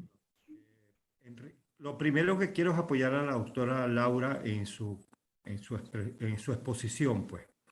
Definitivamente, cuando vemos nosotros, existen muchos valores que podemos tener de manera individual que pueden influir en una decisión, pero definitivamente la decisión es de la paciente. Y vuelvo otra vez al concepto que mencioné desde el punto de vista de bioética, que es la autonomía del paciente. El paciente es el que debe decidir, la persona es la que debe decidir sobre el curso de su vida, no el médico, no los que estamos viendo desde atrás. Son ellos los que deben tomar su propia decisión. ¿Qué debemos ofrecer los médicos? Lo acabas de decir tú, Enrique. Los médicos debemos ofrecer, los médicos debemos ofrecer anticoncepción. Debemos ofrecer los métodos de planificación familiar, debemos hacer planes educativos, como lo mencioné, bien sea a nivel familiar, a nivel individual, a nivel de comunidades y a nivel de Estado. Concientizar a las autoridades del Estado a que debe hacerse planificación familiar y educación en planificación familiar. Pero definitivamente comparto 100% el pensamiento de la doctora Laura Gil en que la decisión es de la paciente. La decisión no es mía como médico, no es mío como observador, porque cada quien vive su realidad de una manera muy particular. Y establecer juicios a priori sobre eso, yo creo que es un error muy grande. Insisto mucho en que poner a disposición de los adolescentes métodos anticonceptivos que sean gratuitos, que dar educación, son las soluciones. Pero a veces esas soluciones fracasan, y yo lo mencioné en mi conferencia. Y cuando estos fracasan, se plantea el embarazo o la enfermedad de transmisión sexual. Pero en el caso del embarazo, pues definitivamente debe decidir la paciente si continúa o no continúa con él. Y es una decisión individual, propia y personal. Muchas gracias, Jairo. Una pregunta para la doctora Diana. Lo que vemos en la práctica diaria es que no hay equipos conformados como lo hicieron muy bien en la ciudad de Buenos Aires. Sin embargo, también quisiéramos saber cómo es que las mujeres sabían que tenían que llegar a esa maternidad para que puedan ser atendidos para esos casos de violencia sexual. ¿Cómo es que consiguieron eso? Porque cuando empezamos a trabajar nosotros, empezamos a trabajar con el programa de las víctimas contra las violencias, que fue un programa que armó el gobierno, y ya veníamos trabajando juntos, y entonces éramos el único lugar de referencia que tenía el primer equipo armado.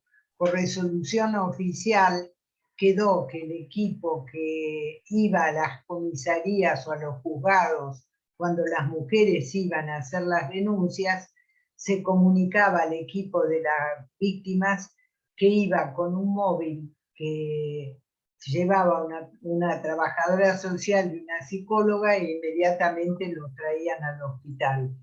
Y eso fue por resolución ministerial, éramos el lugar de referencia para atenderlas. Cuando pudimos armar 1 o 2 equipos en otros lugares, ya se armaron en 2 hospitales de la ciudad de Buenos Aires, que estábamos cubriendo otras zonas, se armaron equipos ahí, pero originariamente tenían la obligación, el móvil del programa, traerlas al hospital. Venían acompañadas ya con la trabajadora social y la psicóloga del programa, y eso hizo que trabajáramos muy bien y fuéramos el lugar de referencia y también el lugar de capacitación para otros hospitales. Ok, muchas gracias, Diana. Preguntan, ya bueno, en general a mujeres mayores de 35 años que hay una demanda insatisfecha de métodos anticonceptivos, que esto lógicamente puede generar también un mayor número de embarazos no deseados. ¿Qué comentario quisieran hacer al respecto? Laura, Jairo, Diana. Pero perdón, no entiendo. Más de 35 años tienen dificultad para conseguir métodos anticonceptivos, Sí. pero ¿en qué lugar? Porque nosotros en Argentina uno de los temas es la subutilización de los anticonceptivos que llegan a todas las provincias, y uno de los temas fundamentales que tenemos es que a veces se vencen tanto los DIU como los anticonceptivos orales porque hay un exceso de oferta y la demanda no es tan importante. No sé si les pasa en otros países, pero nosotros tenemos posibilidad, por ejemplo, en algunos hospitales del interior, tuvimos la posibilidad nosotros en el nuestro de hacer la experiencia con los primeros implantes, y lo usamos en un programa primero para los adolescentes que llegaban con complicaciones de aborto, y se le ofrecía el implante y fue la primera experiencia.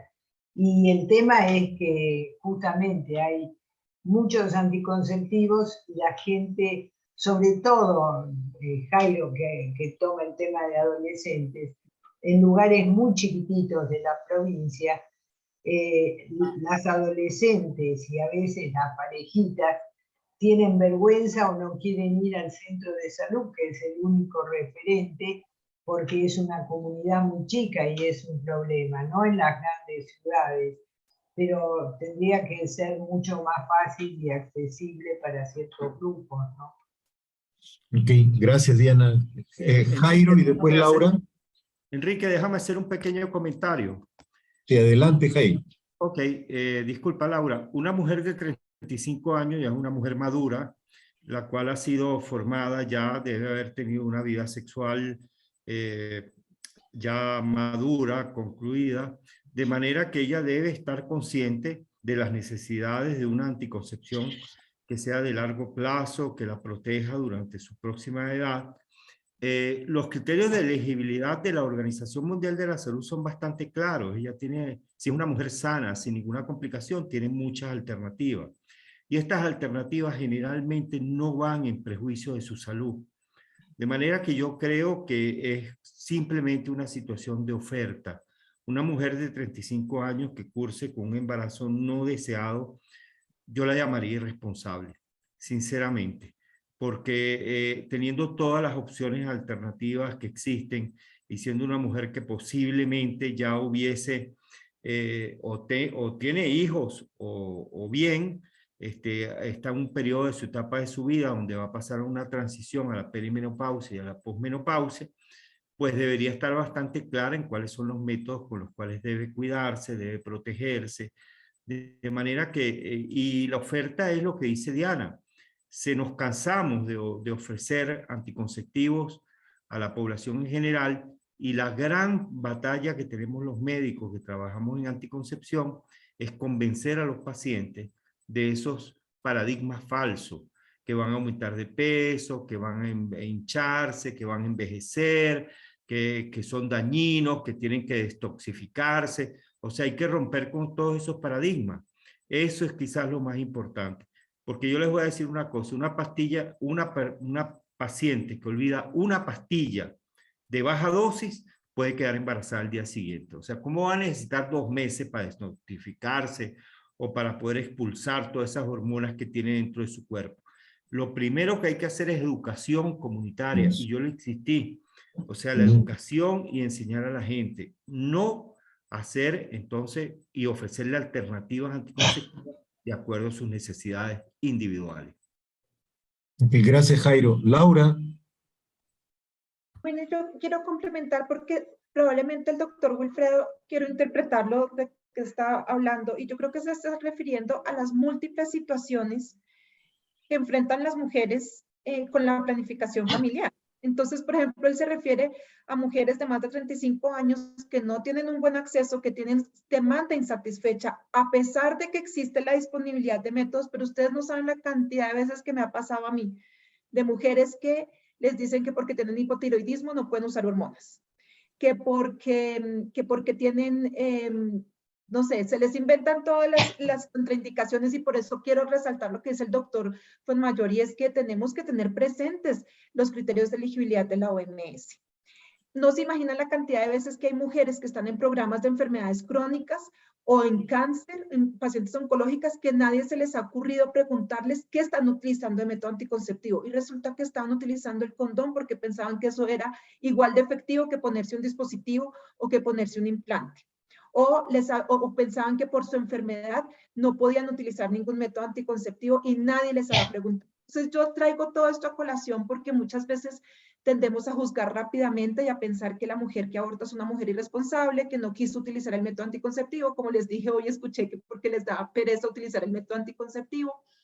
Pero lo que está diciendo el doctor Wilfredo es, hay tantas situaciones que incluso han sido causadas por nosotros mismos por mala información o por el mismo sistema de salud, que no podemos hacer que nuestra respuesta sea simplemente, bueno, pues si ya le pasó esto, pues no hay nada que hacer, tiene que enfrentar el embarazo, y que de parte nuestra, de parte de nuestros estados, no exista una respuesta más integral, como por ejemplo, venga y lo solucionamos, venga, yo le brindo el aborto seguro que usted ya decidió y que igual va a ser, pero además le voy a dar una buena asesoría en anticoncepción, además la voy a acompañar, además voy a cuidar de su salud.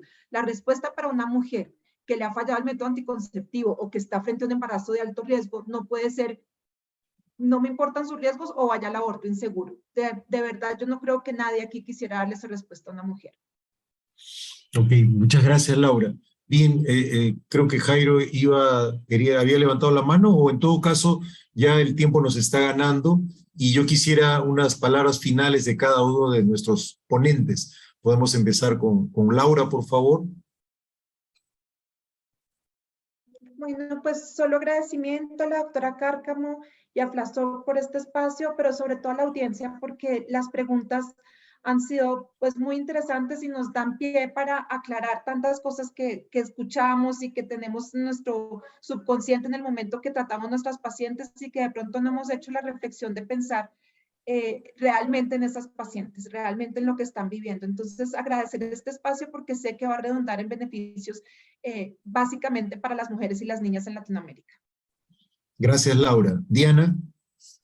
Bueno, además de agradecer a la doctora Cárcamo, quiero plantear que esto tendría que ser nuestro comienzo de colaboración con sociedades, y de hecho con Miguel íbamos a ir a El Salvador, que es uno de los que tiene mayor problema en la violación de derechos reproductivos.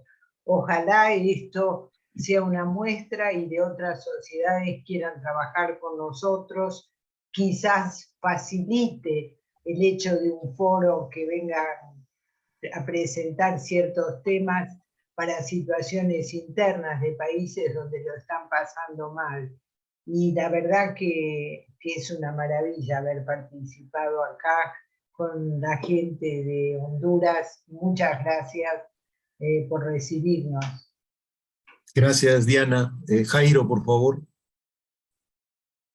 Bueno, yo quiero insistir en lo que hemos trabajado siempre, que lo más importante es primero la oferta y la educación anticonceptiva y dejar la interrupción del embarazo como el último recurso para aquella mujer que no desea continuar con el embarazo o que el embarazo le va a traer un cambio de vida. Creo que tenemos que insistir en los programas de planificación familiar, en la oferta, en la accesibilidad de los métodos anticonceptivos e insisto en dejar como último recurso la interrupción del embarazo. Y también quiero decirles algo que es bien importante, que creo que es que el criterio y el juicio no debe ser influenciado por el pensamiento propio de los médicos. Hay que respetar, y vuelvo otra vez a la bioética, la autonomía del paciente. Es el paciente el quien debe decidir sobre cuál va a ser su futuro. No somos nosotros los responsables del futuro de los pacientes. Gracias, Enrique, por darnos la oportunidad y sobre todo a mí de compartir con personas tan competentes como la doctora Diana, como la doctora Laura Gil, y por supuesto es un honor estar aquí bajo la dirección de la doctora Wendy Cárcamo. De manera que gracias, Enrique, y a Álvaro por darme esta oportunidad de ser vocero de la salud. Muchas gracias, Jairo. Y bueno, yo en primer lugar agradecer a Diana, a Laura y a Jairo por sus excelentes presentaciones, que seguramente, como dijo muy bien Diana, es el inicio de una relación muy estrecha entre Flasoc y la Sociedad de Obstetricia y Ginecología de Honduras. Agradecer a la Sociedad de Honduras a través de la doctora Wendy Cárcamo el permitirnos el día de hoy estar con ustedes y que puedan ver conocer cuál es el posicionamiento del Comité de Derechos Sexuales y Derechos Reproductivos de la FLASOG, de la Federación Latinoamericana de Sociedades de Obstetricia y Ginecología. Agradecer también al doctor Miguel Gutiérrez, director ejecutivo de FLASOG, y principalmente al doctor Néstor Garelo, presidente de la Federación Latinoamericana de Sociedades de Obstetricia y Ginecología, y finalmente a todos y a todos ustedes que el día de hoy nos han acompañado en muy buen número hasta el final. Muchas gracias a todas y a todos. Doctora Wendy Cárcamo, le dejo a usted para que haga el cierre final.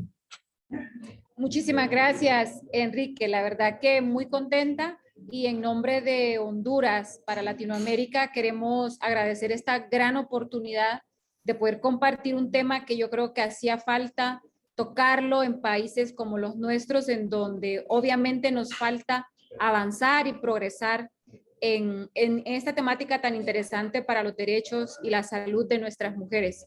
Yo creo que estamos dando pasos buenos y obviamente los resultados sabemos que van a ser mejores precisamente para favorecer a nuestras mujeres. Yo quiero agradecer a todos ustedes, a la FLASOC, al doctor Néstor en nombre de Miguel, a Enrique, a Diana, a Laura y a Jairo por tan fantásticas presentaciones. Obviamente es un gran esfuerzo preparar una plática con tan alto nivel académico. Así que en nombre de Honduras, muchísimas gracias y esperamos que este sea el comienzo de discusiones tan enriquecedoras como la que acabamos de tener el día de hoy. Muchísimas gracias a cada uno de ustedes y pues ojalá y pronto tengamos un nuevo encuentro para tocar temas como este. Buenas noches. Buenas noches. Buenas noches. Muchas gracias, doctora. Muchas gracias, Sí, doctora chao, Cárcamo. chao a todos, chao, chao. Chao, Laura, Diana, gracias. Chao. Chao, Jairo, buenas noches. Miguel, Enrique, chao muchas Wendy, chao gracias. Laura, chao Jairo. Saludos para Diana, todos y para no te todos. olvides, Diana. Gracias.